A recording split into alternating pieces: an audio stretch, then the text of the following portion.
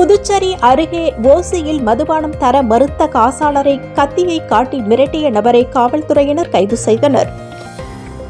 விழுப்புரம் மாவட்டம் வானூர் தாலுகா கீழ்கொத்தம்பாக்கம் பகுதியைச் சேர்ந்தவர் ராஜாராம். இவர் புதுவை சேதராப்பட்டு பாண்டி மயிலம் மெயின் ரோட்டில் உள்ள தனியார் மதுபான கடையில் காசாளராக பணியாற்றி வருகிறார்.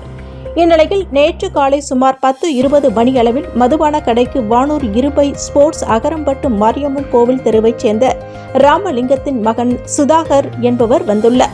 அவர் ராஜாராமிடம் சென்று ஓசியில் சரக்கு கேட்டுள்ளார். ராஜாராம் தர மறுத்துள்ளார். இதனால் இருவருக்கும் இடையில் வாய் தகராறு ஏற்பட்டது. அப்பொழுது சுதாகர் ராஜாராமை தகாத வார்த்தைகளால் திட்டி கத்தியை காட்டி மிரட்டியுள்ளார். இதுகுறித்து ராஜாராம் சேதராப்பட்டு காவல் நிலையத்தில் புகார் அளித்தார். சேதராப்பட்டு உதவி ஆய்வாளர் ராஜேஷ் வழக்கு பதிவு செய்து சுதாகரை கைது செய்து காலாப்பட்டு மத்திய சிறையில் அடைத்தனர். சுதாகர் மீது கொலை, அடிதடி உள்ளிட்ட பல்வேறு வழக்குகள் உள்ளது குறிப்பிடத்தக்கது.